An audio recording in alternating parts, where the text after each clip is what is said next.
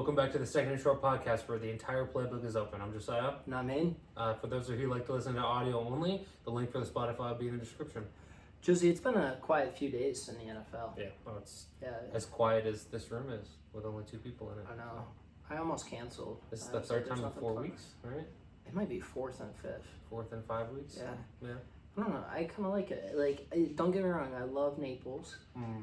I love Eli. Eli's like my brother. What? I love my actual brother. What? I love Cooper. What? But I don't know, when it's you and me, it's just like, it's giving nostalgia vibes. Like, we're in the Chick-fil-A break room. Mhm. We're annoying For the anybody play else in area there. during COVID? Yeah, place. Mhm. Love it. But, so, free agency hasn't begun yet, technically. I thought it was at noon today. Noon on Wednesday. Noon on Wednesday. None of these deals that are being reported, or most of them, the guys that are cut can sign. But Milton Williams, for instance, he has not signed anything. Technically, he could back out again. Yeah. He could get even more money. Let's say Darius Slay doesn't have any money conversations yet. They haven't Darius decided. Slay is still an Eagle. Yeah. So, Yeah, which is wild. like, people don't realize that. And, He did the same thing last year, 2 years ago, with the Ravens. Yeah. Which, by the way, we'll get to it. But Slay, I love Darius Slay. I think it would be a good signing. I don't want to trade for him. Even if it's a set. Would it? Well, Philly technically could finagle a pick out of us right now because they plan to release him. Yeah. But they haven't. the cat's out of the bag. The Steelers want him. Yeah. So now you can be like, oh, for a conditional seventh, which is that penny pinching on my part? Yes. But you know what? Those draft picks, they're worth something. Yeah. There's a chance that guy doesn't even make the roster. There's a chance that guy makes a great play and turns into an 8-year special teamer. Mhm. Guess what? I want that chance. Because Well, Brock you and I Purdy love was the a draft. second-round pick, so Yeah, exactly. you can get guys in the 7th. Mhm. So. But there's somebody on the Steelers right now who's the 7th. Oh, Ryan Watts, but Mhm. he was the 7th last Brett year. I Kiesel think. was a 7th-round pick. Yeah, out of BYU. Pat McAfee was a Mhm. 7th-round pick. Mhm. So, listen, you can get good players. Mhm. Chances are for the whole draft, those players are going to suck. Yeah. But guess what? Me and Josie love the draft. Yeah. However, we are right in the middle of free agency period. The tampering window started yesterday, which is when these deals were able to start being reported done. However, if you have any common sense, if a deal is being broke at 12:03 Eastern time, and technically the team was not even allowed to talk to the agent about said player until noon, chances are you didn't negotiate a million dollar contract Mhm. in 3 minutes. Also, if you remember the last year with Kirk Cousins and Saquon Barkley, technically during this window, the team can still not talk to the player. Yeah. Wink, wink, nod, nod. Basically, don't get caught doing it because all 32 teams are doing it. All 32 teams are talking to players. This starts a lot at the combine, but really before then, teams had an idea. And that's why we saw some guys get re-signed before the legal tampering period even began because they realized their best bet was to stay home. We saw it with Khalil Mack signing a 1-year, fully guaranteed $18 million deal. So more deals are going to come. This first wave has been kind of long and kind of nice in my eyes, which I kind of like. Surprisingly exciting. I Yeah. feel like we talked about how it wasn't gonna be exciting. We've but been then, poo-pooing it for a month. So. It's just one of those things. It's easy to get excited about it. Yeah. So. And the trades helped with that. But I like everything just happening right at once. Lay it all on the table because guess what? The more it happens early on, like right now, the better idea we're going to have what's going to come late April with the draft. We're going to be able to see where the quarterback musical chairs ends. I kind of want to go right into that. We're going to touch on every quarterback that has signed a deal or was traded right now. Obviously, we're not going to have a half-hour conversation about Nick Mullins signing to the Jaguars, which, by the way, is a very good move. Nick Mullins has been a pretty good backup for a long time, since being undrafted out of Southern Miss. But he heads to Jacksonville on a 2-year, $6.5 million deal to back up Trevor Lawrence. I'm assuming you don't have too much input on Nick Mullins, so... No, I mean I don't know how many people have looked closely at his career, but like it's been honestly pretty decent. Like you look back even to where I believe he was drafted with the Niners when him and CJ Beathard were there behind Jimmy, right? Behind Jimmy Garoppolo. Yeah. And honestly, like when he came in and played, like it was decent. He was Like, breaking records yeah. that rookie year. Yeah. Yeah. I mean, I believe, don't quote me on this, I think he had a really good college career, if I remember correctly, like statistically. I mean, it almost would have had to been to get Mhm. NFL looks at Southern Miss. Yeah, so. yeah. And so, like, statistically really good. Kind of similar to, like, I think of, like, Case Keenum. Like, Case Keenum with Houston, like. He was the all-time leading college passer for a while, I think. Oh, so. yeah. And, like, I think in FBS history or something like that. But, I mean, yeah, it makes sense. He's a good, solid backup. You locked him up for 2 years. Like, you just signed Trevor Lawrence to a massive deal. So paying your backup 3.25, like, it makes sense. The number one quarterback in this year's class was obviously Sam Darnold. There wasn't really any debating that. He was a genuine Pro Bowl quarterback. He wasn't one of the phony Pro Bowl quarterbacks like we saw with Russell Wilson this past season. But he ends up headed to Seattle, and this is something that we kind of saw happening as soon as Geno Smith was traded. And once again, going to the legal tampering period, I don't think the Seahawks are trading Geno Smith not knowing that they have Sam Darnold coming in for the same contract that they offered Geno Smith that he rejected. It's a gamble on both sides. I like the fit, sort of. Sam Darnold's been playing in that McShanahan tree type of offense the last couple of years. This past year with KOC, the year prior with Kyle Shanahan himself. Clint Kubiak, the new offensive coordinator. Obviously, the Kubiaks and the Shanahans go back to the 90s Broncos days. So I like it. I like the fit. I think it's a little risky. I don't love all of Seattle's moves. I think that really dating back to last year firing Pete Carroll, I think that they're kind of in this weird, like, on-the-move rebuild. And I don't think that ever works. I think you need to choose one or the other. You're either trying to win right now or rebuild. But Seahawks fans, they're defending the team, but they're saying goodbye to a lot of very good players right now. Yeah, and honestly, like, that's my thing. It's like, I think Sam had a really good, let's call it 14 game stretch last year, 15 if you want to be specific, I guess, really. Where, like, he was early in the season talked about as an MVP candidate, and, like, it's just hard, and I think I've talked about this before, it's hard for me to justify all of the series of events that happened before that, where, like, all of the years of just not very good, right? And so, like, I know it's a what have you done for me lately league, but when I look at this, it's like, you know, who is he going to be throwing the ball to? It's like Jackson Smith-Njigba is a budding star right now, really good. I guess they still have Noah Fant. They have two good running backs, like, but at the same time, it's like, are you going to draft a receiver? Like, what's your plan here? The Because, offensive line is still suspect. yeah, like you need things around him. He was in maybe one of the best situations in the NFL this past year, and that's when he thrived. It's like you had two, let's say 1.5 number one wide receivers. You know, like Justin Jefferson's the best in the league, or arguably up there with Jamar, right? And then you've got Jordan Addison, who might be one of the better twos in the league. We haven't really seen the full extent of what he can be.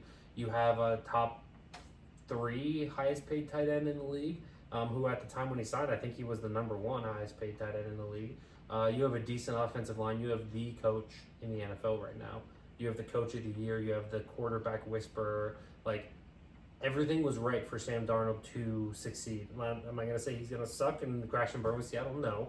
But at the same time, it's like you now have a defensive head coach, and half the amount of weapons you did, a third of the amount of weapons that you did when you were in Minnesota. So, like, again, I hope he does well because I like the redemption story. I really do. But it's hard for me to think that he's going to come out here and be a Pro Bowl quarterback next year. Like, I don't know. Maybe I'll be wrong. Yeah, I don't think he's going to be bad, but also, I mean, dollar for dollar, he might be better than Geno Smith at this point. I'll kind of use that to segue into Geno Smith. He was traded for a 3rd-round pick. No deal yet, but obviously one of the reasons why him and Seattle had a divorce was the money. So he's going to be looking at a deal that is at least close to 40. My guess is he probably is shooting for over. Aaron Rodgers might actually end up being an interesting domino in that. No contract coming through the door, which... Are they the same age? No, I'm sorry. Gino's what, 35? 34, yeah. 34, okay. And obviously Rodgers is 41. That was a dumb question. But There are no dumb questions. just dumb people. Your words, not mine. Gino has all the leverage now that they didn't give him a deal. A lot of the times, if you're trading for a guy who's not happy with his contract, I would not trade for him until there's a contract coming through the door, because now he does have all the leverage. It makes sense. I did love the idea of Shedeur Sanders going to Vegas. I thought that was a cool thing, because I haven't really seen it in my lifetime, other than a couple weird years here or there. But the NFL is better when the Raiders are good. They are an NFL blue blood. I want to see them succeed. Pete Carroll, I love him to death. Obviously, you just heard me yell at the Seahawks for firing him despite it happening over a year ago. He doesn't have forever, not only as a coach, but on this earth. And he's almost 80, right? I think mid-70s, Yeah. So, oldest head coach of all time, if I'm not mistaken. So, he doesn't want to do the whole song and dance with a rookie quarterback, especially in this division. He doesn't have time for that quarterback to reach its potential, especially in a year where this quarterback draft class is getting pretty strong negative reviews. Cam Ward, by the way, I do not view as the best quarterback in this year's draft class. I've been getting a lot of hate on that. I think Jackson Dart's number 1, Shedeur's number 2, and then I think there's a two-way tie at 3 between Ewers and Ward. But So he's your so Jackson Dart is your Drake May this year. he is, yeah. He's probably going to be the third quarterback taken, but potentially the best one.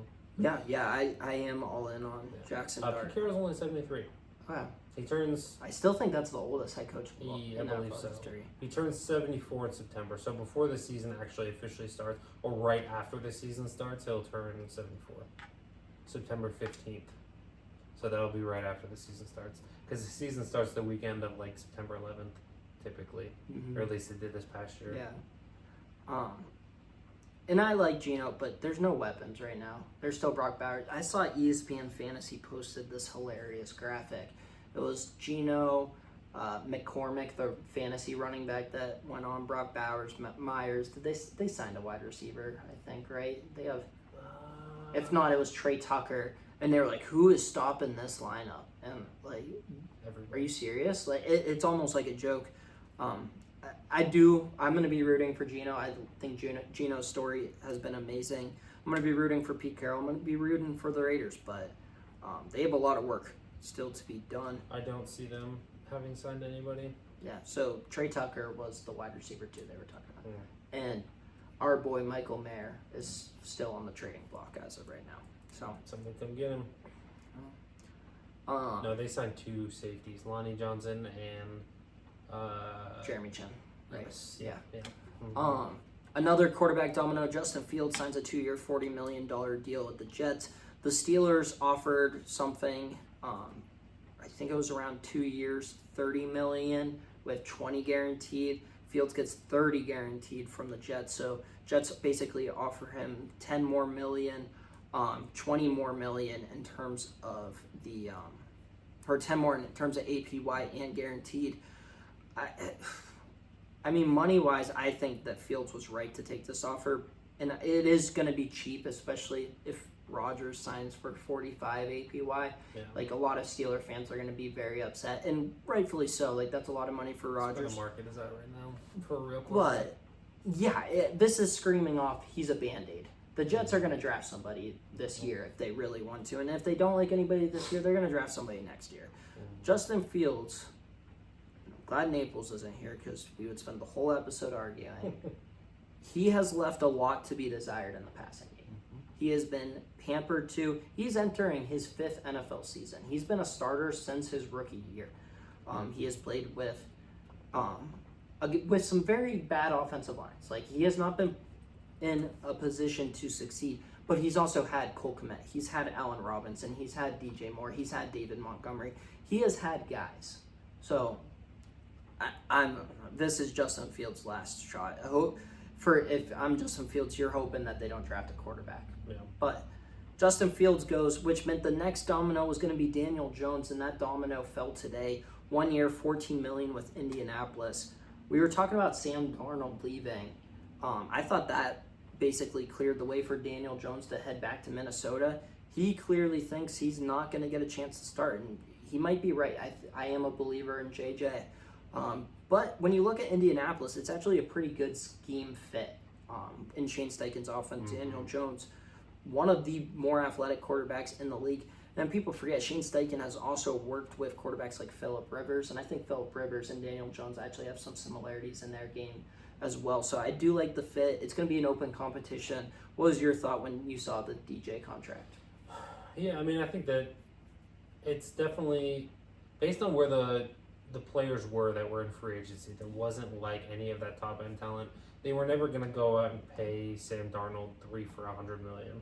They weren't going to go out and pay Justin Fields $2 for $40. Like for what they got him for, Daniel Jones is good. Like I think that it is actually a signing that can help to push Anthony Richardson at least some, because like Daniel Jones has been a starter in the NFL and he's had some flashes of actually being decent. We both talked about this before. Like he is athletic enough and he's a better passer than Justin Fields. Like when we were talking about the potential of him being in Pittsburgh, it's like that's kind of seen as an upgrade over what Justin Fields was in Pittsburgh because like he is athletic enough to run the ball and like move around. He stumbled on the play but had almost an 80-yard touchdown run with the Giants. It's infamous. Use your actual phrasing. What did you say?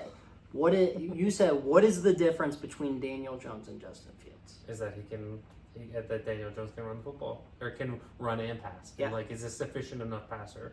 With that said, I'm still happy the Steelers don't have Daniel Jones. Yes, 100%. Although I do like how cheap the contract is. The 14. Yeah. Oh yeah. I mean that's great. I mean I think at this point in his career, like Daniel Jones is going to be a perennial backup for the rest of his career. Like that's just the way it's going to be. So the Colts have claimed that Anthony Richardson's camp has said that they're not seeking a trade with this signing, which is probably smart. Mm-hmm. However, I'm still probably giving them a call.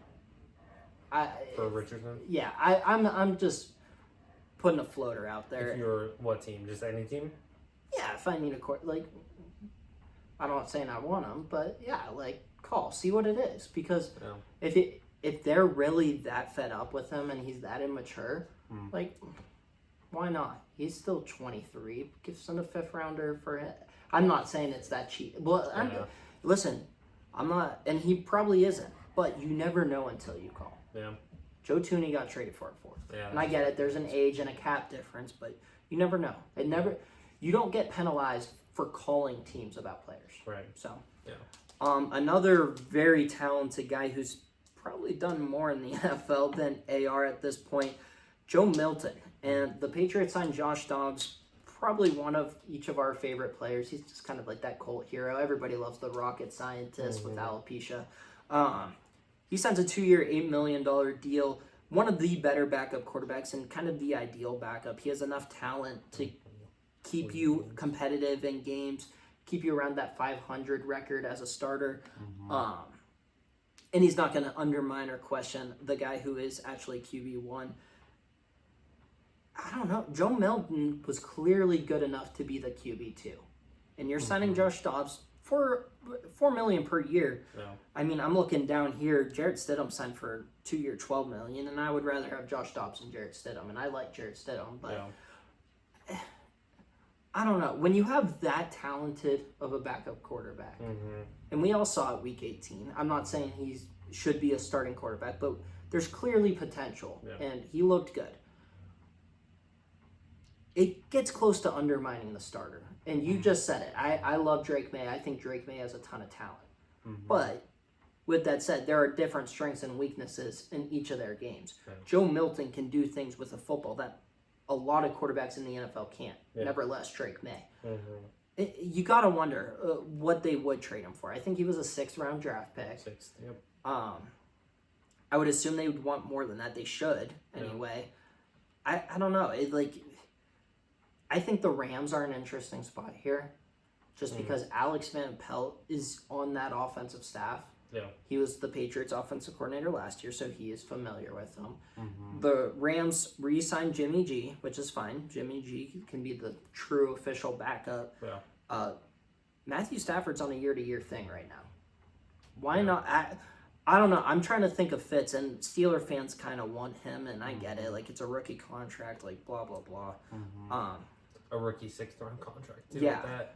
So, but he wouldn't succeed in Pittsburgh, really. Like, I don't know. I also don't think he'd be the starter. Like, he'd be a guy that you bring in there to do exactly what he did last year and I don't know if that's what like he wants necessarily. And I do think that the Patriots are gonna take that into account when they trade him somewhere. It's like they would trade him because he's not going to be their starter because Drake May is going to be their starter. So they potentially want to trade him to a team that he would have a chance. Because there's no reason that you trade him other than because you want to do right by him. Because there's a chance he could be a starting level quarterback in the NFL. I think the insecurity about May. Yeah. Because look what happened. There were RG3 after he gets hurt and starts to stink. All of a sudden, people are like, "Well, Kirk Cousins is better than that guy at this point."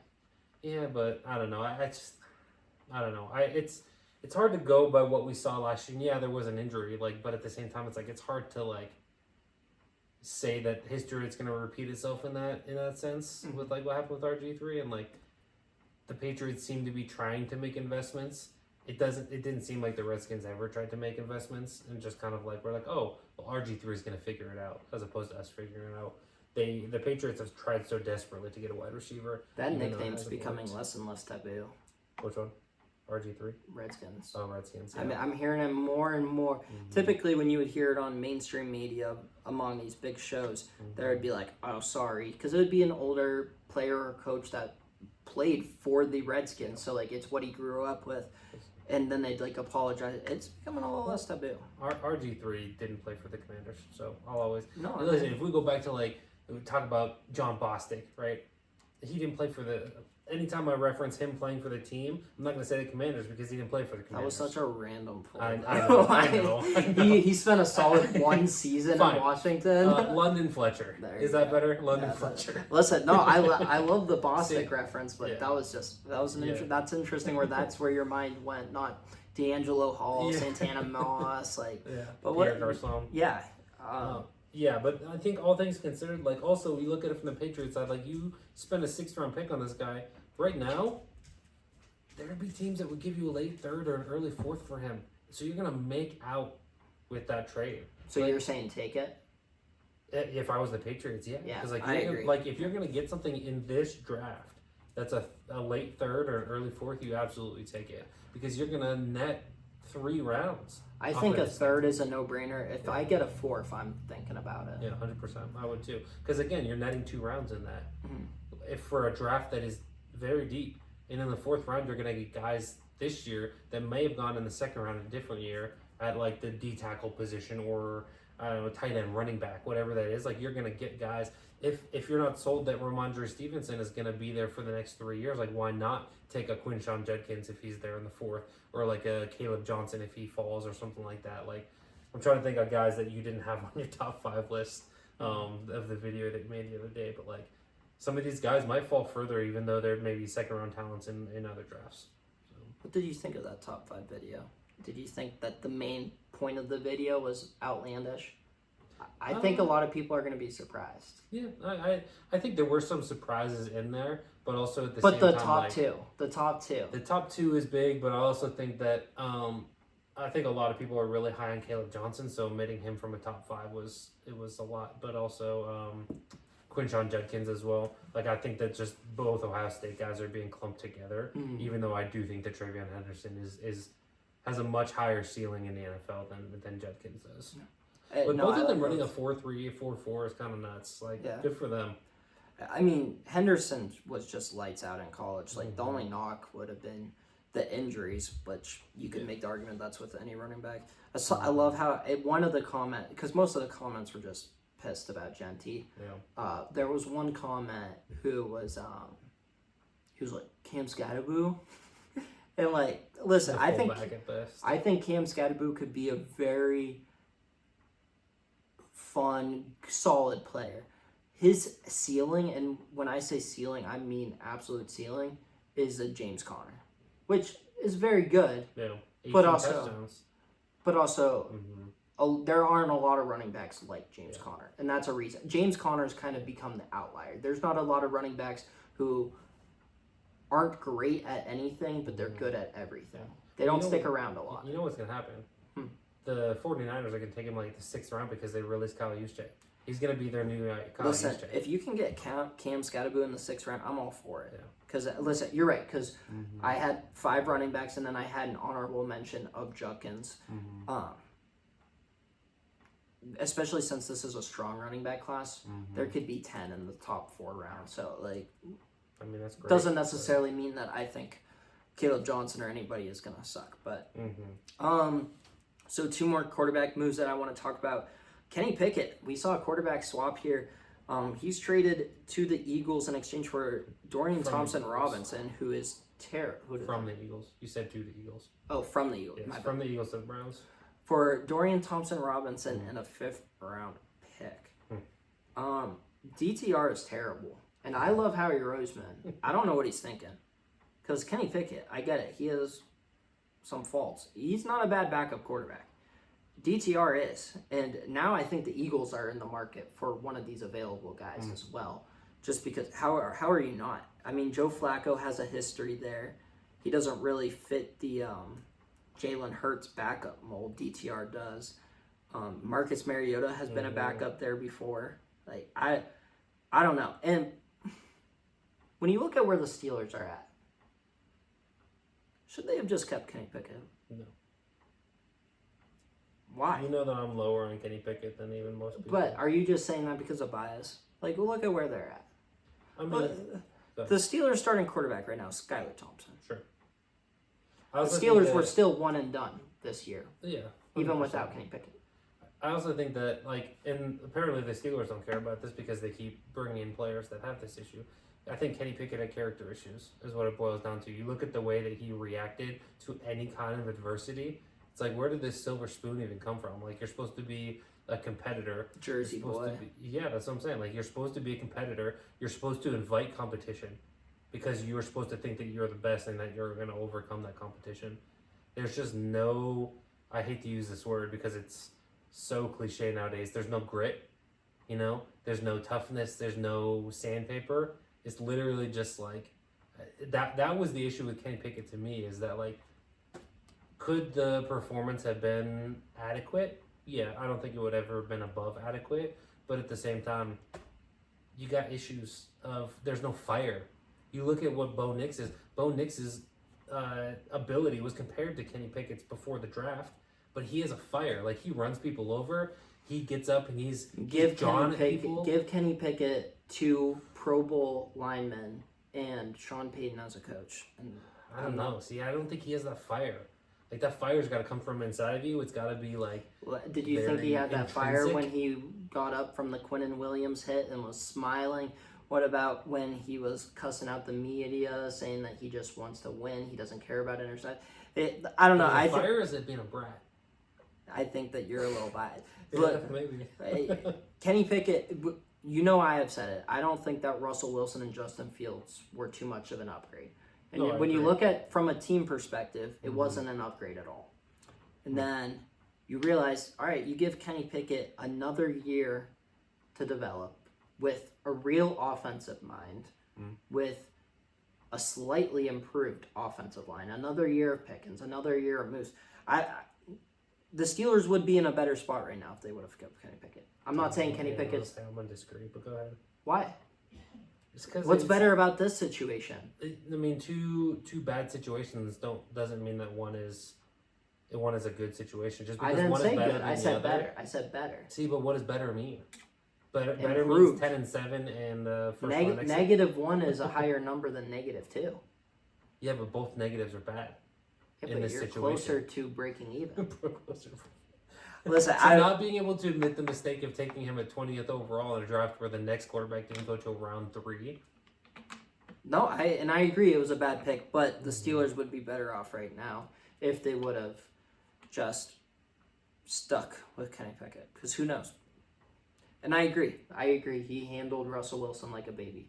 But at the same time, I think it would have been mutually beneficial for him to suck it up and the Steelers to hold firm for at least another year. Who else we got? Because at the very least, this is the last thing we'll say about Kenny Pickett. We didn't even talk about him being on the Browns. Yeah. I forgot what I was saying. Oh, the Steelers, with Kenny Pickett starting another full year, they would have been able to get similar compensation. For Kenny Pickett, That they did last year. Yeah. Because what they only gave It was a $2 weird million one. total. Because the Eagles gave a third, but the Steelers also gave like a fourth or something. So, like, it was like, Yeah, they got a third round pick, but not really. You basically moved up. Oh, you're talking about the trade. I thought you were talking about his contract. No, versus I'm what saying Russ like and trade Justin wanted. compensation. Like it would not have hurt anything Mm-hmm. to do that. Yeah. Other moves, Zach Wilson, one of the guys who I'm super high on in this year's class, he signs a 1 year, $6 million deal with the Dolphins. And yes, he will be getting game action because I don't know if you've seen, but Tua is about 60 pounds overweight and drunk on a boat somewhere. And probably has another concussion. Yeah, he fell off. And that fell off the wagon and the boat. So you've mentioned Jacoby Brissett to the Cardinals, so another veteran off the market. And then now I want to kind of shift gears to some record-breaking contracts because really free agency has not been the main story. We saw Max Crosby get a deal that made him the highest paid non-quarterback of all time with $35 million. This came before we heard that the Raiders tried offering Max Crosby for both DK Metcalf, or the Seahawks tried getting Max Crosby for DK Metcalf and Geno Smith. Obviously, as we already said, Geno ended up going to the Raiders. DK would go to the Steelers. Max Crosby was the highest paid non-quarterback for a solid day, 2 days. Yeah, I was saying I don't even think it was 36 hours. Yeah. Myles Garrett signs for $40 million average per year, making the Max Crosby signing look like a bargain because I would take Myles Garrett over Max Crosby, but it's not a huge gap there at all. Naples isn't here. Naples did call this. I don't think that it was necessarily a super long shot, but Naples does deserve some credit. He has said this. I don't know what Cleveland's going to do. They restructured Deshaun's deal to get Myles this monster money. Money solves everything, I guess. Winning isn't that important. And listen, I don't blame him. Hey, you have a chance to go down as one of, if not the greatest Brown of all time. You get to do all this stuff. You're making $40 million per year, but I was speechless because really the real winners from this, and you and I have already had this discussion. T.J. Watt, Micah Parsons, Trey Hendrickson, and Jamar Chase. Yeah. Because Jamar, T.J., and Micah, their contract floors start at $40 million. I think there's a chance T.J. takes less, but if T.J.'s his decision to take less. TJ, the way those contracts should line up, TJ, Micah, they should get the same exact contract, add $500,000. That's the way it should go. Trey Hendrickson, he only plays on one side of the ball. He's good against the run, but he's not in the same category as Crosby, Micah, TJ, Bosa, those kinds of guys. He should probably come in around 38, if I had to guess. For whom, sorry? Anywhere. For who? Trey. Yeah. The Bengals have already said Jamar Chase is going to be the highest paid non-quarterback. I think all those teams should be rushing to get a deal done. And I know the Cowboys are talking about trading Micah, but the Steelers, there's no reason to not get this deal done. It's only going to get more expensive. The Cowboys, obviously, that's a weird one. Jamar's staying in Cincinnati. I know Trey and T. Higgins might not, but Jamar is going to stay. So same thing for him. Get this deal done. You had a chance to do the same thing last year when Jay Jetta signed his contract extension. Just add another $500,000, and they didn't do it. That's all they had to do. And then they did it, but the structure was so bad where Jamar laughed in their face. So, and then we talked about the highest paid non-quarterbacks. Let's talk about the highest paid quarterback of all time, Josh Allen, 6 years, $330 million. The APY. 55, right? 55, which a lot of people will be like, well, the highest paid is Dak with $60 million. There's a difference there between like the new money and everything. And also the guaranteed. I can get nerdy and technical if you want and speak salary cap, but Deshaun was 235 and Josh Allen's 250, right? So he eclipsed it by 15. Yeah. So those are quarterbacks. There are still quarterbacks available as well, though. And yes, we are talking a lot. We're half an hour in, and we're going to be going strong because we have a lot to talk about. And yes, we're going to miss some stuff. So if we miss that the Chiefs re-signed their long snapper, which they did, or the Cowboys re-signed their long snapper, which they did, don't get mad at us because there's a lot happening. By the time... Sorry, did you see the... on Pat, I think it might have been today when Ian Rappaport was talking about the Josh Allen deal. and how I guess Josh Allen has this bit where he'll walk into like Brandon Bean's office, and anytime a quarterback gets an extension, be like, "See that Dak extension? It's interesting," and just like walk out. Like, that's hilarious. And rightfully so. Josh and Patty Mahomes have been underpaid for quite some time. So. Yeah. By the time you're watching this, Aaron Rodgers might have already made his decision between either the Steelers or the Giants. Josie and I. Hopefully it'll break while we're on here. Yeah, I actually thought there was a chance. Yeah. In fact, I should have Twitter up because you have your phone, so you have all the notifications. I have my Twitter notifications. Have we gotten any signings that we can break in the last half hour? Not break. Bears free agent center Coleman Shelton signed to the Rams. All right, Josie, give me something realer about that. That's what happened.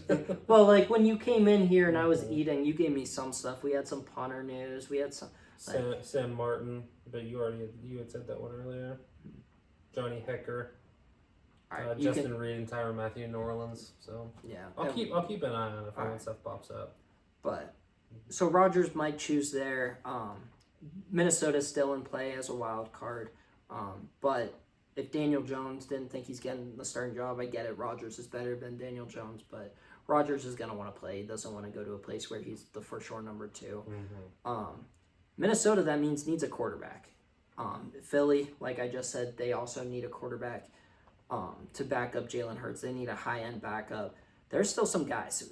And as much crap as I talked on this year's free agency class, the quarterback was intriguing because there are a lot of those mid-level bridge guys. And then we got it added because, like, Geno, he wasn't technically a free agent. Kenny Pickett also fits into that category. We still have guys available. Joe Flacco, he's going to play good football still for somebody. Mason Rudolph, he has tons of starting experience specifically in the last 2 years. He's still out there. Still have Mac Jones. Help me out. Well, the youngest on the list. We mentioned him earlier before the pod. I said if there's any chance of that guy succeeding in any system, it would be in Minnesota. I'm not saying it's the best. I thought you were gonna say Pittsburgh, and I was like, what are you talking about? No. But like, I think the one that makes the most sense for the backup in Minnesota to potentially start a couple games would be Mac Jones. But I think if you're looking to see a little bit maybe more upside of what people thought potentially, like Trey Lance is interesting. I'm not going to say that he's the best fit there. He's not even 25 though. So like if you're looking at like, okay, where's the best quarterback system? We literally just talked about that a couple minutes ago. If Trey Lance is going to succeed anywhere, it's going to be there. And you're not tying your hitch to him because guess what? You still have J.J. McCarthy. So, which J.J. McCarthy's probably a similar age to Trey Lance right now. I'd have to imagine they're pretty close. Like if Trey Lance is 24.8, J.J. McCarthy's, he's at least 23, right? Youngest would be 22, and I think he's probably 23. Some other guys who are available, Taylor Heineke, Marcus Mariota, who when he played for Washington this year was money. Philly makes sense. A lot of people were talking about Vegas as a possibility. I don't know if it makes a ton of sense for Vegas just because Geno Smith and Aiden O'Connell with the potential to draft somebody. There's not really a need there, but Mariota, it's criminal that we never got to see Mariota and Chip Kelly in the NFL. That's one of my saddest things. The Chiefs still need a backup. Carson Wentz is there. Wentz, I get it. He was playing with practice squad guys, and I'm kind of a Carson Wentz defender, but that Week 18 game was atrocious. Case Keenum, I think he's going to hang it up. Cooper Rush, probably the best backup quarterback in the NFL. We all know he got screwed over by Jerry Jones and the Cowboys not getting his roster game bonus with that Week 18. Case Keenum still being in the league is hilarious. But we just had to recircle. Jameis Winston, still out there. One of the most entertaining guys in the NFL. Drew Lock. There are still guys, and teams still do need backup quarterbacks. Good teams, in fact. The Steelers technically could use 2 of these guys. So. Update, J.J. McCarthy just turned 22 in January. You got me excited. When you said update, I thought we had some breaking news or something. Cool. Don't tease me. Ty Johnson back to the Bills 2-year. All right, that's good enough. I'll take that. Nick Neiman, 2 years with the Texans. Interesting. All right. So let's go through the big deals. I'm just gonna go through the transactions and see if you want to say anything. And then when we're done, let's do a draft of our favorite moves, and then we can each say a move we don't like. Thoughts? Yeah. Okay. Pat Ricard back to Baltimore. Yes, I just talked about we're talking big moves, and then I mentioned a fullback. But listen. Pat Ricard, he's a weapon. You need him if you're Baltimore. I mean, he plays multiple positions. Any player that plays multiple positions is always going to be worth something. So he's only back for 1 year, though, a little bit shy of $3 million, fully guaranteed. Laken Tomlinson. Oh, there's a move we can talk about. CJ Gardner Johnson. He heads over to the Texans. He's starting to just play for everybody. He's a good safety, but he's not a great safety. Yeah. There's a ton of good safeties out there. Kenyon Green gets shipped to the Eagles, basically meaning Mekhi Becton's not coming back, which I am a little bit bummed about. But who knows? Philly, you have 4 Pro Bowl offensive linemen. Kenyon Green's coming off of a year where the Texans' offensive line was atrocious and really led to the Stroud sophomore slump. Yes, that's alliteration. And so that, I don't hate it. I don't love it. They clear some cap in the process also. The Texans also traded another offensive lineman, Laramie Tunsil, to the Commanders for a whole slew of picks. Like 4 picks, wasn't it, total? Yeah, this year, next lots of penny pinching there, going rice for rice. Like, ooh, let's make this trade as even as possible. Tunsil, I think that's close to a win-win because he's coming off of a down year. When I just mentioned the Texans line sucking, that wasn't necessarily directed at him, but he is older. There are injuries. And if you're the Commanders, now's the time to strike because Jane Daniels is on that rookie contract. Yeah. Kevontae Turpin back in Dallas. Najee Harris, the Steelers. You and I were texting pretty late last night about this. The Steelers are killing the draft pick comp formula right now. Najee Harris signs a 1-year, $5 million deal. Worth up to $9 million, but that's just one of them. And I think Najee's going to have a good year. I think he could have more success. I think that, I think, especially from, I don't know, maybe this is early to say this, but like, if he's going to be like RB1 there, which I assume he will be, unless they draft somebody, maybe, but I could see him also getting a lot of like receptions, which is not something that he really got when he was in Pittsburgh. So from like maybe a fantasy perspective, he could be somebody that's pretty good. I don't know what his stats are going to look like, but you got to imagine he's going to get close to 1,000 yards. Yeah, if I'm the Chargers, it's interesting. J.K. Dobbins is like the complete opposite of Najee. Dobbins is super explosive. Najee's not. Dobbins has some of the worst injury history that I've ever seen. Najee is super durable. He is the most durable running back in the NFL, and I mean that like sincerely. Like that is like a huge asset.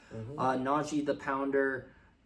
Dobbins, the explosive, Ohio State, Bama. Like, if I'm the Chargers, I'm still trying to bring back Dobbins. Yeah. That turns into one of my favorite running back duos out there, especially with an offensive line that's continually getting better. Josh Sweat to the Cardinals is an interesting one. Yeah. I think the Cardinals have been missing that true edge rusher guy since Chandler Jones, probably. They haven't really had a true one. I mean, they tried to put Zaven Collins out there, and that didn't. Jesse Luketa, the Erie native, has been getting snaps. Yeah, they needed a real edge guy, and I think that I'm of the opinion that Josh Sweat is a real edge guy. I don't think he got the amount of snap count that he could have with a different team in Philly, and he was never going to get that just based on their rotation and different things like that. I think Josh Sweat has the upside to be an every down edge rusher. He's only 27.9, so he turns 28 very soon. But like, we see guys, edge rushers, playing pretty well into their low 30s. Like he could have what did he get? He got a 4-year deal. I could see him being good for 3 of those. Yeah, so. It's funny because the guy who's replacing him was a big name signing from last year who was looking to become a full-time guy, and he wasn't. Bryce Huff, guy who reached double-digit sacks despite playing like a record low % of the snaps just because he didn't have the opportunity. That Jets front seven was loaded. Mm-hmm. Another Steelers lineman, we actually have a couple of them. James Daniel, 3 years, $24 million to Miami. Miami's offensive line has been very bad. If you can get them a nice line with Devon Achane and that Mike McDaniel offense, that can be special. Yes, go into that Steelers comp pick formula. Dan Moore, and this was a meme because Steeler fans do not like him, and I'm included. Josie is definitely included. He signs a 4-year, $82 million deal, 50 guaranteed. 50 guaranteed is wild. I don't remember if I saw that before. That's crazy. And do I think it's a lot of money? Yes. But also, Josie, you've been hearing me say it. Dan Moore's going to get 20+ million. He's on a 4-year starter. Yeah.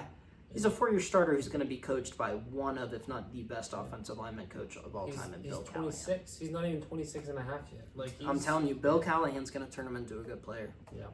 Like, I don't like the big number. I like the big number from a Steelers perspective. With that said, I'll take my late third-round pick. Yeah, we're going to get a compensatory third for that, so I love that. But at the same time, like, you even watched this tape from last year, like... It was better. Yeah, but, like, you look at, like, he comes to the outside and the guy cuts in the inside, he barely puts a finger on Listen, him. compared to those first 3 years, last year was insane. It was. Last year was a step in the right direction. He did have a good year last year. Bradley Bozeman. What do you Say think? comparatively. Yeah, compare it. Bradley Bozeman back to the Chargers, so they have him, Alt, Slater. They have Zion Johnson as one of the guards. Do you know who the other guard is? From where, I'm sorry? Chargers. I don't. I don't either. Do you want to check on that for me? Sure. Javonte Williams to Dallas, which I thought was hilarious. I thought for sure Najee was going to go there. Javonte Williams, great rookie year, but injury luck, he wasn't as explosive. I don't know what they're doing. The Texans signed Justin Watson and Braxton Berrios, and they're the same player. Berrios just has returning ability, and Watson doesn't. So They have Zion Johnson, Trey Pipkins, but he's always injured. Didn't they draft him as a tackle too? And then they moved him inside whenever they got. Yeah, I feel like he was Slater. a right tackle. Yeah, he was their right tackle. Mac. What do you think about Chase Young? 3 for 51, 17 a year. The money not bad. For the It's money, not, but I mean, a guy who has shown little to nothing in.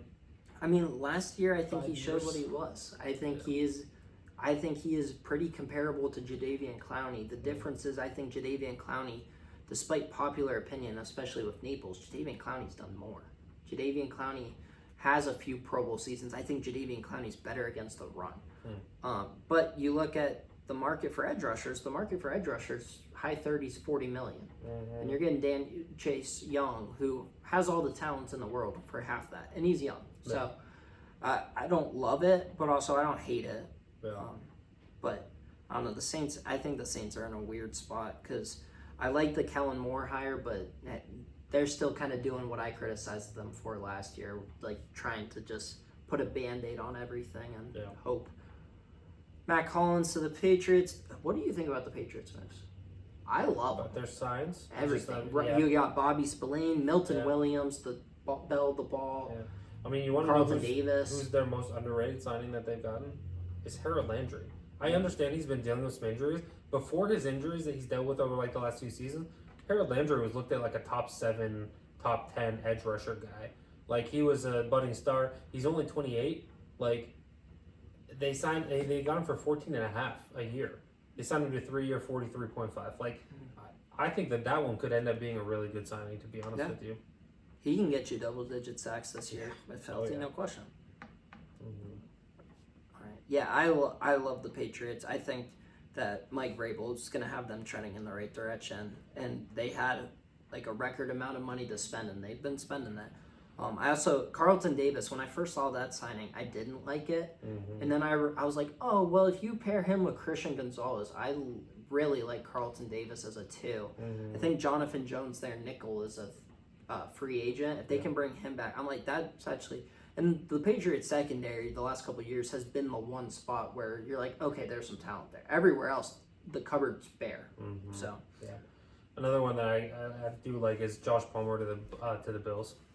Like, you look at what the Bills had at receiver last year, like, there's no separation. The only player that could separate at all was Khalil Shakir, who you could make an argument might be your slowest receiver on your team. And I like Shakir a lot. But, like, you look at Josh Palmer and the separation that he created, like, I think Josh Palmer's going to end up being a really good signing. He's only 25. And He's only 25. He's only 25, and they got him for 12 a year for 3 years. Like, I think that we might look back in 2 years and be like, man, they got Josh Palmer for a steal. You get Palmer and Coleman on the outside, Shakir in the slot. And then you still have 2 tight ends too, which Dawson Knox. I mean, I get why he's not used, but he's a guy. He is fringe top 10 tight end ability, but he's never gonna get that chance. Instead, he's catching like 30 passes a year. Yeah, they don't use Dalton Kincaid either. So,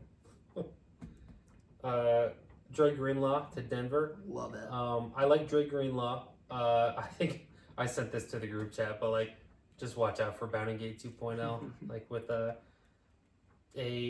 don't think that Dre Greenlaw is necessarily dirty in the way that like maybe Aziz Al-Shaair might be. Question mark. That was so called for. Catching strays. But I do think he's like haphazard. He's 100 miles an hour and he's gonna like run through you, and if you get hurt, like he was just playing to the football. He was playing through the end of the whistle, things like that. So no, I don't think that he's necessarily dirty, but I just thought it was a funny connection between the Sean Payton Bounty Gate and Dre Greenlaw, who he's going to run through you with his helmet, even if it's through your helmet as well, kind of thing. You think of Danny Trevathan, that hit on Devontae Adams, helmet to helmet, just, spearing his body. Like, I don't know. Again, I like Dre Greenlaw. I know it sounded like I was hating on him there, but It really did. Yeah. Jacksonville. Looks like they're going to do the tight end by committee thing. Hunter Long and Johnny Munt signing 2-year, $5 million contracts. That's interesting. They also have Diami Brown, the UNC kid. He did it good at Washington this year. Samaje Perine back to Cincy. Remember when I said I wasn't going to talk about like every signing? Yeah, right. I'm talking about every signing. All right, Morgan Moses to the Patriots. That's another one that I loved. Elijah Mitchell to the Chiefs. I know you like Elijah Mitchell, but I don't even think that he's going to be a lock to make this roster because the 1 year up to $3.5 million, that reads to me as it's the vet men with a few boosts maybe and a little bit of a signing bonus. Yeah. Do you have news for me or no? I think it's just the compensatory picks for this year's draft. Do we get any? Doesn't look like it, no. Yeah, last year we were pretty active in free agency, and I don't even know who we lost. Yeah, there's nothing. Chris Godwin back to Tampa Bay. The Patriots were in on him. Do you see that he left $20 million on the table? I believe that to some degree. I also think that it's agent speak because I think his leg is still shattered. Yeah. Nick Westbrook-Akine to Miami, 2 years, 6.5. Your guy, your touchdown guy. I was gonna say he had like a 5 or 6 game stretch where he scored a touchdown per week, at least one. So I mean, he's a solid set of hands. He'd be your wide receiver 3. Like that's great. I like it.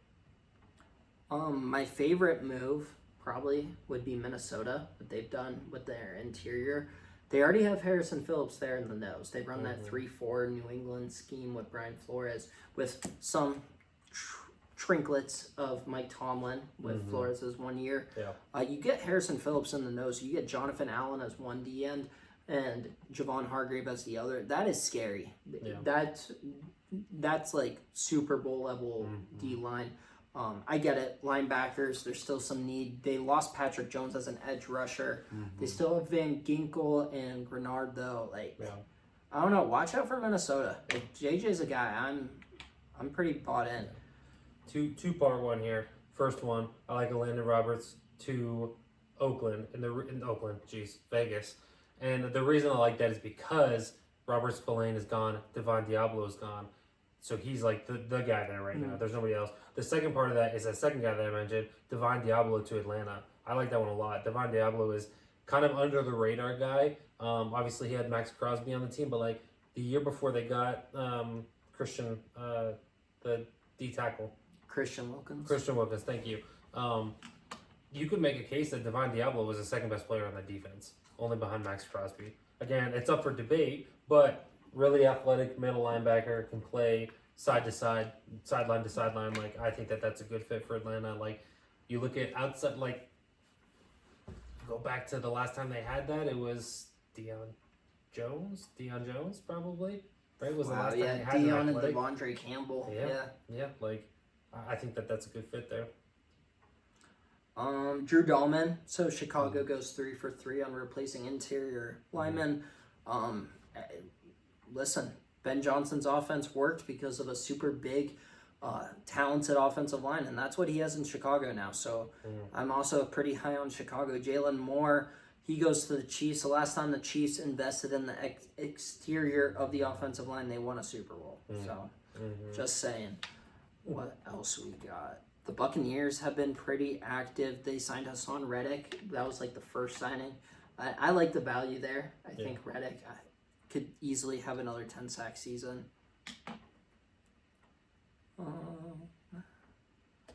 Alright, now we're starting to get to some weekend stuff. And yes, the weekend stuff was still big. Devontae Adams headed to the Rams. He's going to kind of fill that Cooper Kupp role. I don't know if you saw Devontae is going to be wearing 17. 12 for Puka. Yep, he Which going is back the number he wore. at BYU. I'm not sure if he wore it at Washington too. But I don't know. yeah, I love this move by LA. I think LA is very much a Super Bowl contender. I think that they were pretty close to beating the Super Bowl champs. You can make an argument that the Rams were the second best team in football in the tournament. So Well, I started thinking about it too. It was like, so Puka was a fifth round pick. Which one was it? Fourth or fifth? I'm not sure, one of the He two. was a later round pick. So like his contract obviously as a rookie is not great.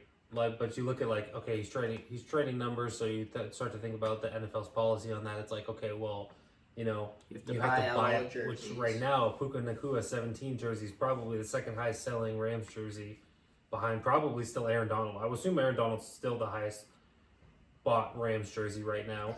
I mean, how many Rams jerseys are really being bought? They don't have any fans. I don't even think Stafford would really be that much of a. I think it's Like, basically just Puka, Cooper Kupp, and Aaron Donald would be the only names I think of. Like, one of their most famous players has been retired now for 3 years, and Andrew Whitworth. So there's a chance that he had the most bought Rams jersey, even currently. It's because You have to everybody's buy there out. for like a flash in the pan. OBJ was one of their superstars. He was there for what, 10 weeks? Yeah. Like, But you have to buy out your jerseys that are still made right now in order to change your number. My guess is that Devontae maybe didn't pay Puka all that much, but he probably bought out the jerseys based on his $22 million a year. maybe a salary cherry he's on getting. top, if anything. Exactly, yeah, because it's like you don't just, I mean, the players have their numbers. Like you have to come and basically convince him to give it to you. Yeah. I mean, you look at what Chris Godwin did when moving from 12 to 14. Whenever Tom Brady came there, it was like, I guarantee you, Tom Brady bought out the jerseys for him. Yeah, and He I might don't- not have given him. I don't $1 think million. Godwin actually. With quarterbacks, that's the one thing where sometimes they're like, yeah, especially if you're a skill guy, you're like, yeah, I'm just happy that I have a good quarterback. Like I remember last year, Kyle Pitts and Kirk Cousins. Pitts was like, he can have my number. I'm just happy to have a quarterback. Like, Yeah. that didn't age well. Yeah. I was gonna say, all 8 games later before he got benched.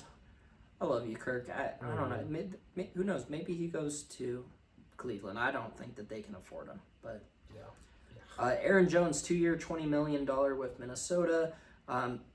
Obviously not great APY, but you have to realize there's a ton of tread on those tires, close to 30 years old. And Minnesota, I like how they've built in the trenches, both offensively and defensively. They signed Ryan Kelly at center, so I don't know what the plan is with Bradbury, if they move him to a guard or what.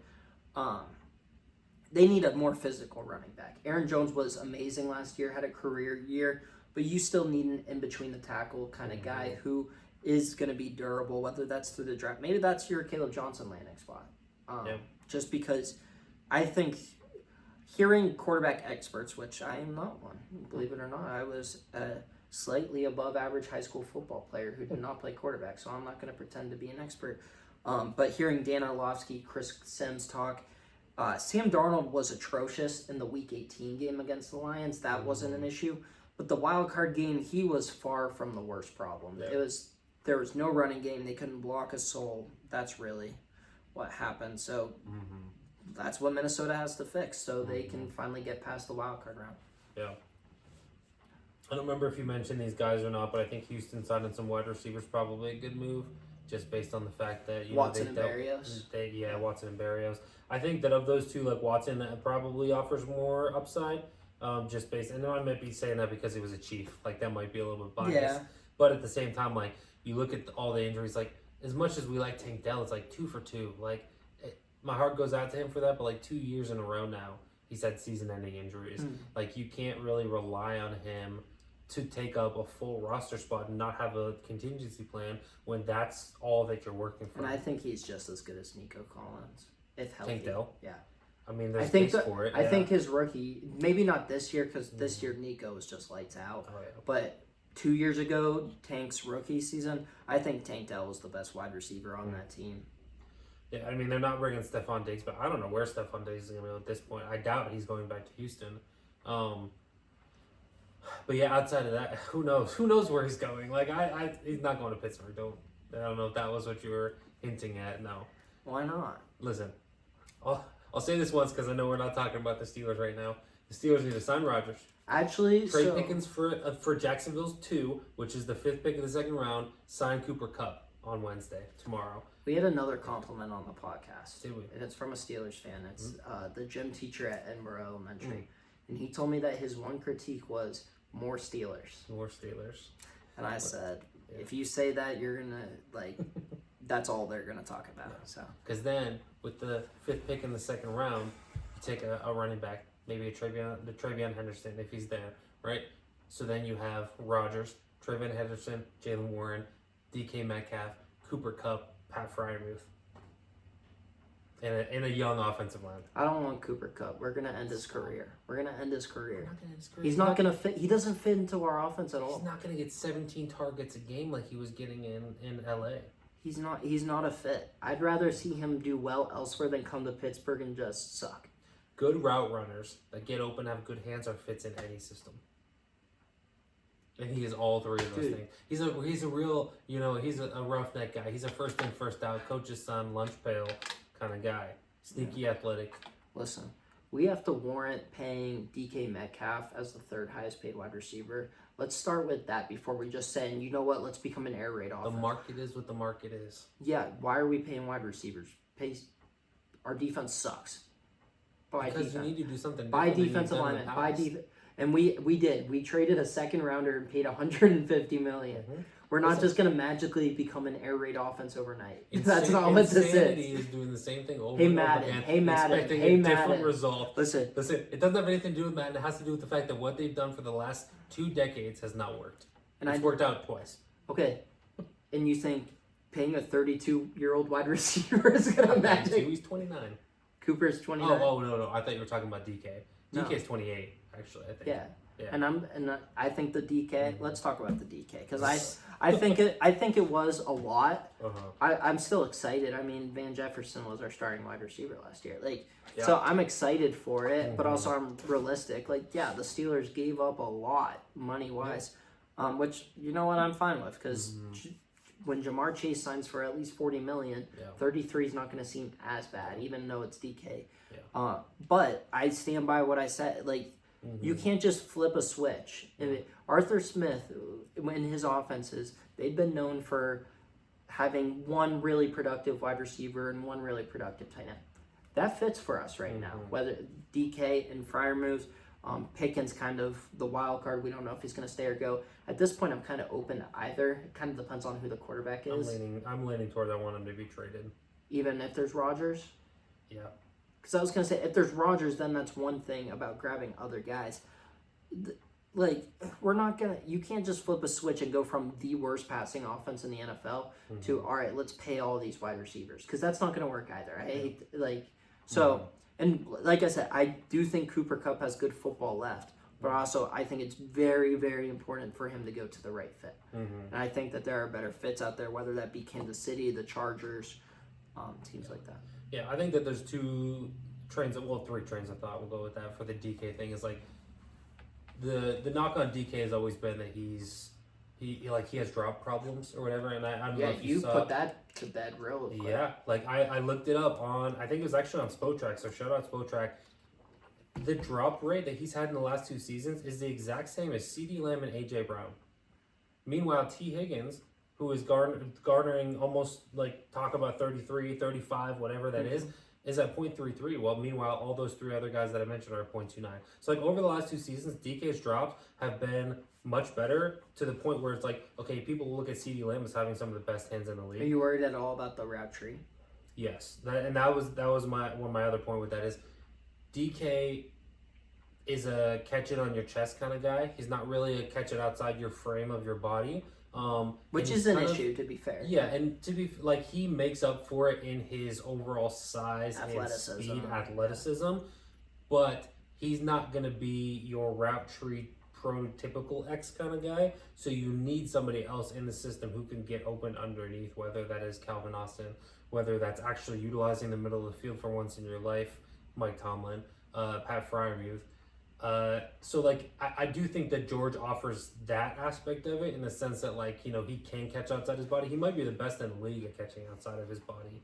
But then obviously you look at the gripes that you could potentially have with DK, what he just got, like the trading a second round pick.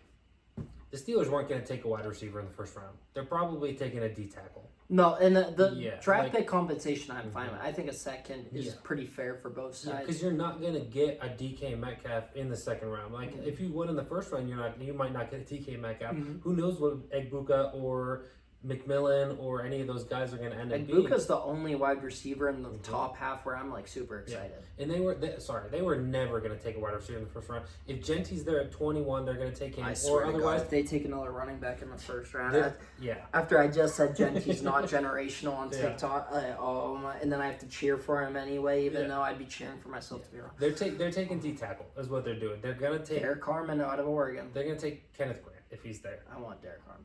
Out of Oregon, you said? Yeah. Yeah. And like, who knows? I've heard rumors that they might double dip at D tackle, but the second round pick I have no issue with. O And line, again, D line, Howie. Yeah.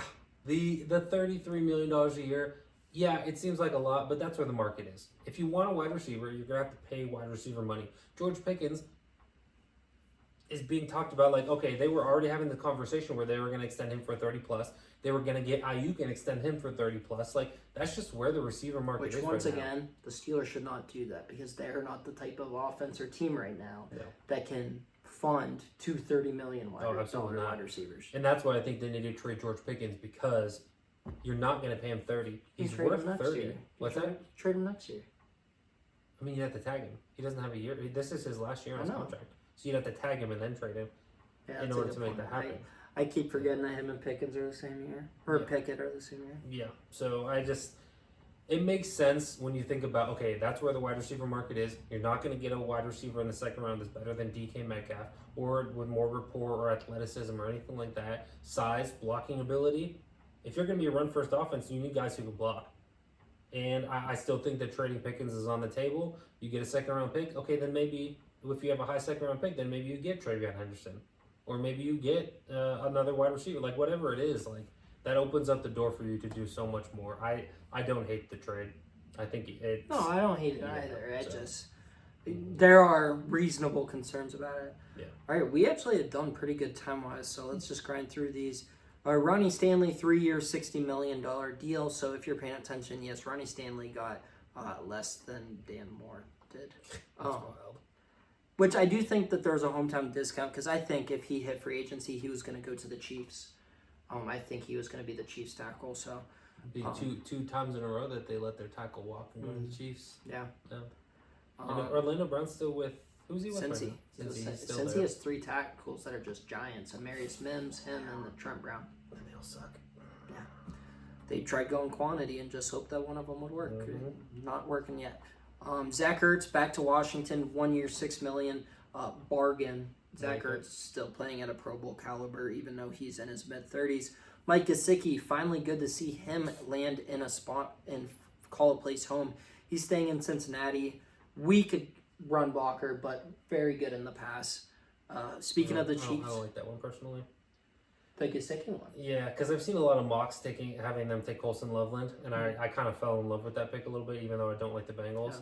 And so like, it's just kind of I don't know. It would have been a nice fit. I think it would have been better from a overall Bengals situation. And plus, if you're really serious about signing T Higgins, which you're not, you don't extend other players. You make money and you adjust contracts and different things like that. Like they're not serious about signing T. They want him to play for on the franchise tag, and then they're going to let him walk or trade him or something like that. So All right, well, I have some other tight end transactions for you. Yeah. Your boy JT Sanders is going to be tight end too, because Tommy Tremble's coming back to the Tommy Panthers. Tremble's not a threat to JT Sanders.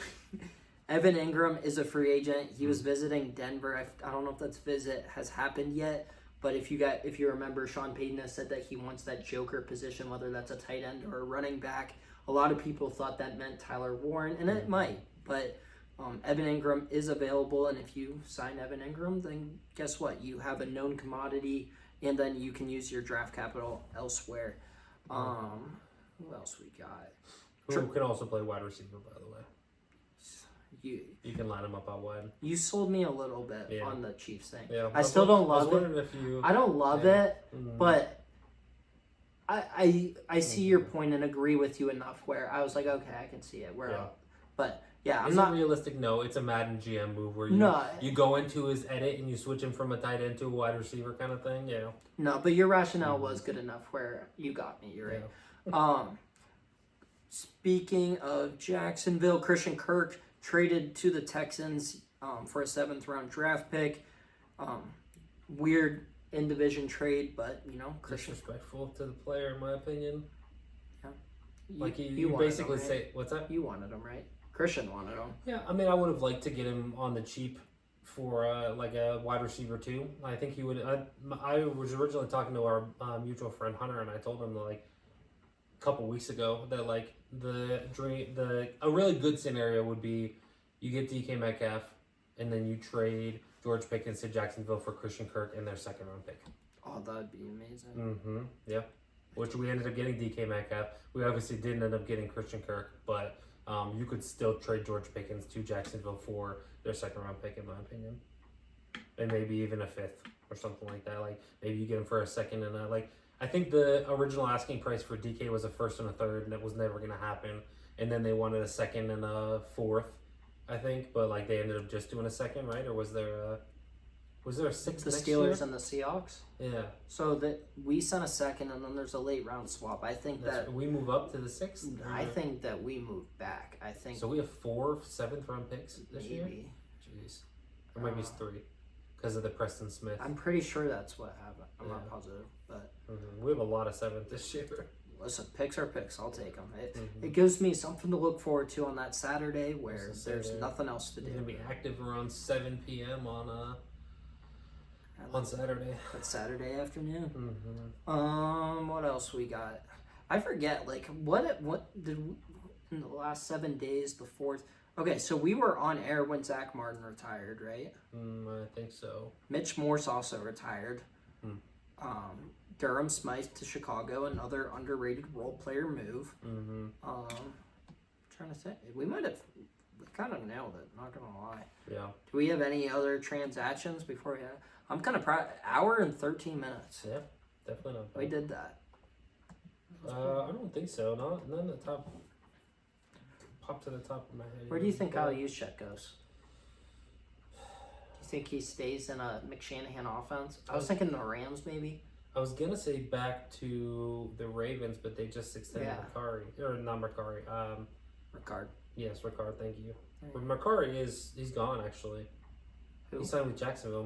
Patrick Macari, right? Yeah, he's Jacksonville. one that we glanced over. They Yeah, gave him 12 and a half. he's one of those interesting ones because I like him because he can play every position. But if you asked him if he was good at any of the 5 positions, the answer would probably be no. Oh, we didn't talk about Joey Bosa. Joey Bosa and the yeah, Niners. Joey leaving. Yeah. What do you think about that one? I don't know. I think the Niners are in a weird state, and I'm kind of like a pseudo Niners fan because of Shanahan. I think that Kyle's on his way out in the next couple of years. To go coach somewhere else. Yes. Yeah. Okay. Yeah. I was gonna say, there's no way he just gets like fired. Like, well, he's too good. I think maybe like an Andy Reid scenario where Andy, like, listen, Niners get Tomlin, we get Shanahan. And that's the thing. Like, everybody's so against like the Steelers like trade Tomlin. Like, you look at what happened with Andy Reid, right? Great coach. You look at what's happening with Kyle Shanahan. Sometimes 2 good things can be together, but the message can get old. Tomlin forget where I should heard want this, to like- leave Pittsburgh. Yeah, it's like you look at what happened with Andy Reid. He went from Philly being a great coach to being a great coach in Kansas City. To arguably the greatest coach of all time. Yeah, absolutely. And like you look at Kyle Shanahan, it's like, okay, well, he's been there for so long. Maybe he's getting stale. Maybe his message is getting stale. Kyle Shanahan is still a top 5 coach in the NFL. And if he went somewhere else, he would then bring that with him. But when you do the same thing over and over again and don't see the success that you need to, it gets old and it gets stale because, like, it's good and the organization is good, but, like, it's just not a good fit anymore because it's gotten old. And that's kind of where I feel like Kyle Shanahan is at in the next couple of years. I feel like that's where Mike Tomlin is at right now with the Steelers, where if Mike Tomlin went somewhere else, he'd probably continue to see success. So it's different because the guy I'm about to say has an elite quarterback. How close is John Harbaugh? I get, and it is different Yeah. because you have an elite quarterback and Shanahan and Tomlin don't. Yeah. But same thing. Yeah. And sometimes the second job is better for the coach. Bill Belichick, he was the Browns coach for 5 years in the 90s. Yeah. Basically takes half a decade off. Andy Reid, like you mentioned, Kyle Shanahan's dad, Mike. Mike was the coach of the Raiders before he would go on to have what should be a Hall of Fame coaching career in Denver, then wrapped up obviously in Washington. Yeah. John Fox, before he was successful in Denver, he was in Carolina for a decade. Yeah. Who else we got? The guy who Bill replaced John Belichick. Fox, Gary Kubiak. Yeah. Gary Kubiak. Even Bill Belichick, kind of, it's not along the same lines, but like his time with the Browns and his time with the Jets, Yeah. and then going to there and now to UNC. It's like I don't think there's many people that don't think he's gonna see success at UNC. So like sometimes it just gets Yeah. things change, things get old. We're seeing it a couple of times now. Mike Vrabel, Jim Harbaugh, and Sean Payton. All of them are on their second time around. Yeah. Another name that I did want to mention real quick because I think he's not going to be a splash name, but like Miles Sanders got released, and I do feel like he could make a decent RB3 for somebody, a rotational piece, maybe like a third down back type thing. I think of obviously I think of Steelers. He would make a good RB3 on the Steelers. Like, you know, if you go out and sign him, you have him and Jalen Warren. Maybe you go out and you get a Caleb Johnson, a bigger bodied guy, right? Or maybe again thinking of the Steelers, like maybe you draft Travion Henderson, then you go out and sign AJ Dillon, so you still have that power back, who is apparently medically cleared by doctors, but is still a free agent. AJ Dillon is. So 2 running back names to kind of monitor a little bit. Miles Sanders and AJ Dillon are still fairly young. Had productive years, maybe like one each. Want to play a game? Yeah. Would you rather? Miles Sanders, Nick Chubb. Miles Sanders. Just because Nick Chubb's injury is more recent and it's a devastating one. No, I'd probably, like you're probably right, I would still probably go Chubb just Like, because. yeah, like it has nothing to do with like Nick Chubb is way better than Miles Sanders. There's no argument there. It's miles of distance. Chubb between just the two of doesn't them. have a knee. Yeah, exactly. J.K. Dobbins or Miles Sanders? J.K. Dobbins' injury history scares me, but I'm gonna go J.K. Dobbins. I would like go- J.K. I think Dobbins. same thing. Yeah, Rico Dowdle or Miles Sanders? they're a very similar player. I'm gonna go Dowdle because he's younger. Yeah. And coming off of the 1,000-yard season. And I get it. Miles Sanders didn't have the opportunity, but still. Gus Edwards or Miles Sanders? Miles Sanders. I'm not a big Gus Edwards guy personally. They're different running backs. Yeah, he's very low grade, great value. Mark Ingram is the way I view Gus Edwards. Raheem Mostert or Miles Sanders? Mosert's like 34. I was gonna say age makes me go Miles Sanders. Yeah. What is he? 27, 28? Who, Mostert? Miles Sanders. Oh, yeah, something like that. He's still in his 20s for sure. Okay, 2 former Eagles teammates. Miles Sanders or Kenneth Gainwell? I'm gonna go Miles Sanders just because I've never gotten the Kenneth Gainwell thing. I've never been a big fan. Dude, Miles Sanders is only 27. That's actually fairly young. But I'd go Miles Sanders in that situation. What are the chances Miles Sanders just goes back to Philly, reunite with Jahan Dotson and Saquon Barkley? Be Saquon's backup like he was in college. Yeah. Yeah. I just That'd thought be it. I think that's actually kind of realistic. But all right, good episode. Any closing thoughts? Because next week's probably going to be less busy, but there's still going to be a lot of stuff to talk about. We're gonna have breaking news. Breaking news, you ready for it? It's gonna be something stupid. Go ahead. 5-time Pro Bowl wide receiver DeAndre Hopkins reached an agreement today on a 1-year, $5 million deal that could get up to $6 million with the Baltimore Ravens. D-Hop's a Ravens. Interesting. Yeah. All right, well, let's talk about that real quick. The Ravens have a history of going after veteran wide receivers, Jeremy Maclin, Anquan Bolden, Derek Mason, Yep. all kinds of guys. I could go on for a while. Mike Wallace. That's the name I was Yeah. just about to say. D-Hop, he's only a couple seasons removed from a 1,000-yard year. I do think that his 1,000-yard seasons are well past him. You're still getting a guy who has very good hands, other than when he's in the Super Bowl. You know what size his gloves are? Like 4X. Me too. Yeah. Yeah. Go to Google if you're watching this. Go to Google and search up D-Hop hands and look at the picture that's on there. He has NBA hands.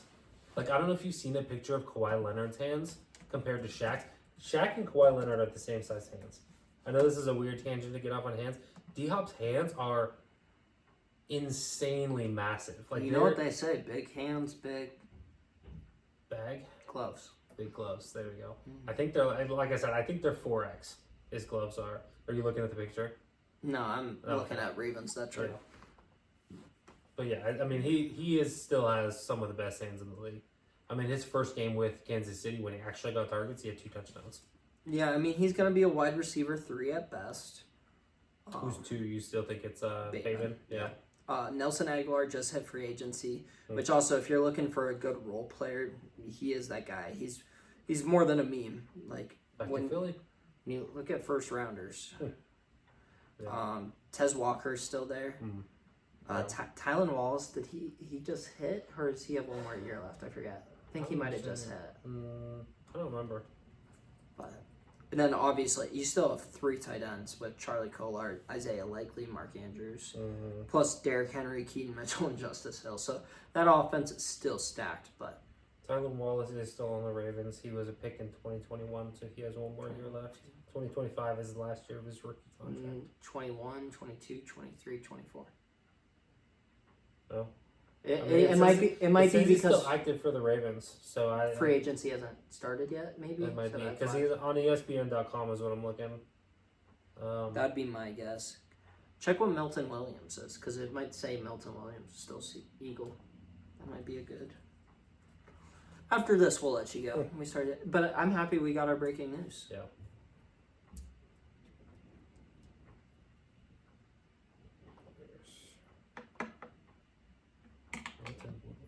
I don't know why it's not showing me Milton Williams. All right, I'll do Josh Sweat. Boom, boom, boom.